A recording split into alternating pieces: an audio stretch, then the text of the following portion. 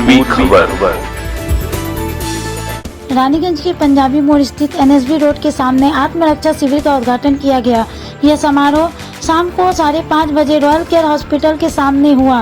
कार्यक्रम का शुभारंभ दीप प्रज्वलित कर किया गया।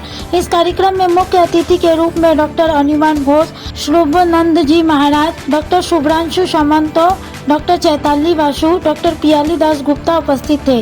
कार्यक्रम के आरंभ में अतिथियों को उत्तरीय और मोमेंटो देकर सम्मानित किया गया। उसके बाद योगासन, कराटे, नृत्य प्रदर्शन, गतिविधियां और सांस्कृतिक कार्यक्रम हुए। संस्था की ओर से श्रुति सोनाली मुखर्जी महाशय ने केक काटा और सभी को वितरित किया। कार्यक्रम की जानकारी देते हुए कहा गया कि निशान एकेडमी एक ऐसा उल्लेखनीय पहलू है जो कि हर साल 20 छात्रों को फ्री कोटा प्रणाली के माध्यम से मुफ्त शिक्षा दे रहा है।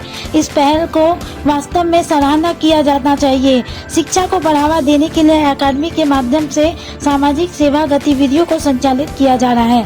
এই জায়গায় দাঁড়িয়ে এই সমসাময়িক এই পরিস্থিতিতে দাঁড়িয়ে আমরা পুরো রানীগঞ্জ থেকে শুধু নয়, পুরো দেশ তোলপাড় হয়ে, পুরো রাজ্য তোলপাড় হয়ে একদম বিদেশের মাটিতে পর্যন্ত এই আন্দোলন কিন্তু ছড়িয়ে পড়েছে এবং সেই ঘটনার প্রতিবাদে রানীগঞ্জ শহরের প্রত্যেকটা মানুষ কিন্তু মাটিতে নেমেছে, রাস্তায় তারা নেমেছে এবং সেই যে মিছিল, সেই অর্গানাইজ করা থেকে শুরু করে আমার মাথায় সবসময় একটা জিনিস ঘুরছিল যে বর্তমান সময়ে দাঁড়িয়ে আমাদের মূল স্তম্ভ যে আমাদের ছাত্র সমাজ, তাদেরকে কিন্তু সঠিকভাবে তৈরি করাটা ভীষণভাবে প্রয়োজন।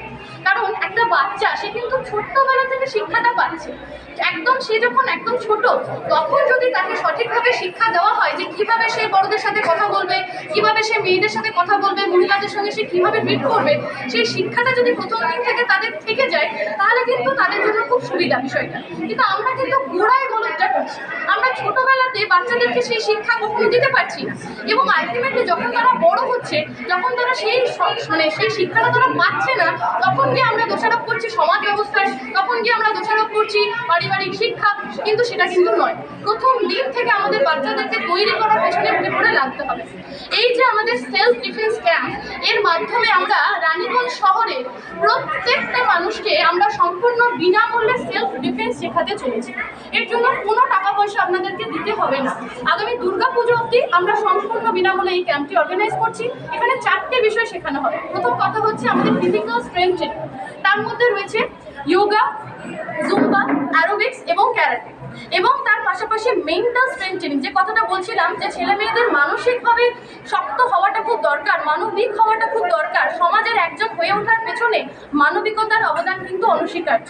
তাই সেই বিশেষ ক্লাসগুলি নেবেন আমাদের রানীগঞ্জ শহরের স্বনামধন্য ডাক্তাররা, স্বনামধন্য প্রফেসররা, শিক্ষকরা।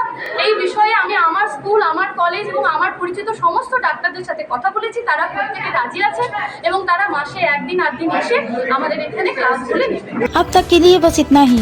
फिर मिलेंगे अगली खबर में।